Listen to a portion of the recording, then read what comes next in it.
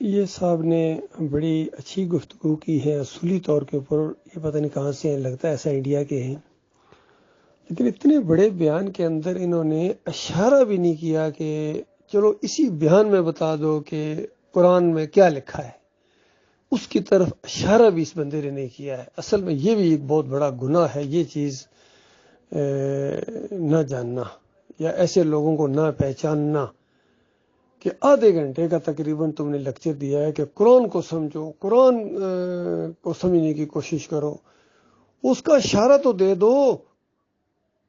چند جملوں کے اندر وہ بات بتائی جا سکتی ہے کہ دعوت القرآن کیا ہے، کہ تمہارا ایک معبود ہے، اور یہ جو قوم کے لوگوں تم یہ قبر پرستی کے شرک میں پڑ گئے ہو، مزار بناتے ہو، گنبد بناتے ہو، اور عرس اور میلے کرتے ہو، یا علی مدد کہتے ہو، یا رسول مدد کہتے ہو، یا غوث مدد پکارتے ہو، ان کی نظر و نیازیں کرتے ہو، ان کے واسطے وسیلے دیتے ہو. یہ بہت بڑا شرک ہے، بہت بڑا کفر ہے. اللہ کے ساتھ گویا اعلان جنگ ہے، کلمے کا انکار ہے، کلمے کے ساتھ غداری ہے. یہ بات کوئی نہیں بتاتا ہے.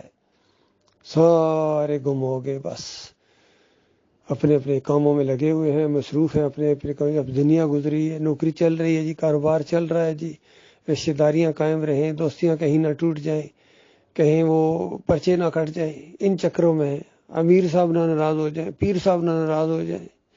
بچپن کے دوست ہیں، اگر بات صحیح بتا دی تو ناراض ہو جائیں گے.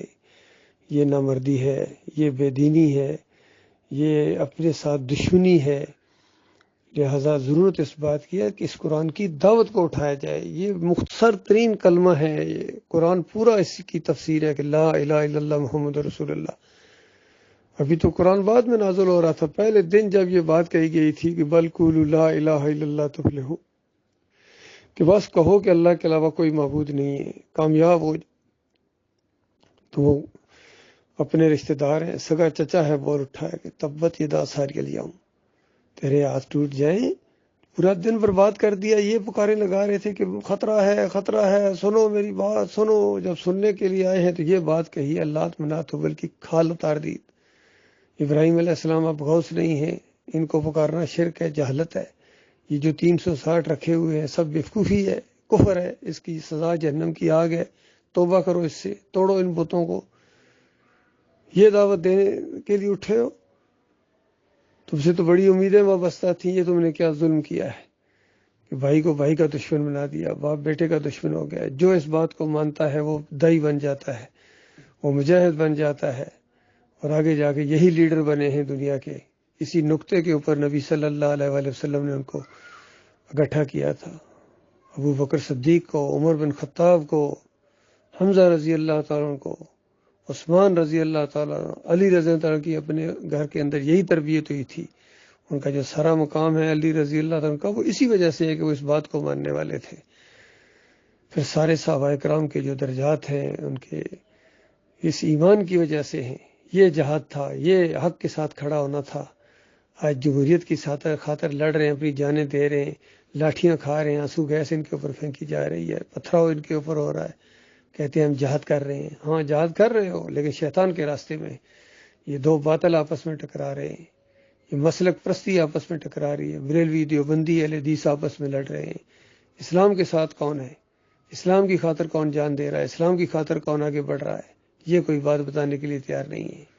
یہ بات بتانی ہے میرے پیارے بھائیوں. اصل دین یہ ہے، اور یہ دعوت اٹھنی چاہیے.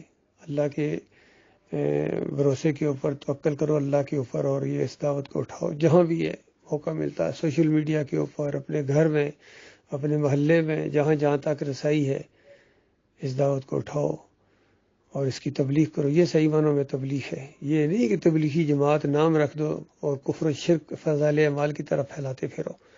یہ کوئی تبلیغ نہیں ہے ان کی. یہ کفر و شرک پھیلا رہے ہیں. یہ موبائل خانقاہیں ہیں. پہلے ایک جگہ ہوتی تھی، اسٹیٹک ہوتی تھی، جو برباد ہونا چاہے وہاں جائے. لیکن اب یہ موبائل خانقاہیں، یہ تبلیغی جماعت والوں کی، جہاں شرک نہیں ہوتا وہاں بھی شرک پہنچا کے آتے ہیں اور کہتے ہیں دین میں محنت کر رہے ہیں، بڑا بڑا اس کا اجر ملے گا، ثواب ملے گا. کسی کو کوئی ثواب نہیں ہے. ایمان جب تک سمجھ نہیں آئے گا، ایمان کی دولت سمجھو اللہ کے بندو. ایمان کی طاقت بہت مضبوط طاقت ہے. ایمان کو چھوڑنے کی وجہ سے ذلت اور خواری تمہیں ملی ہے، عربیوں کو بھی اور اجمیوں کو بھی، جو دونوں سرا کے غلام بن گئے ہو، ان لوگوں کے غلام بن گئے ہو. اور پھر اپنوں کلمہ گو مشرکوں کے غلام بن گئے. یہ تمہارے اوپر چور اور ڈاکو ایسے نہیں مسلط کیے ہیں اللہ تعالیٰ نے، یہ اللہ نے کیے ہیں تمہارے اوپر تمہارے شرک کی وجہ سے. اور چادریں چڑھاؤ، اور امام دامن باندھو، اور یا علی مدد کے نعرے لگاؤ. ابھی تو آغاز ہوا ہے.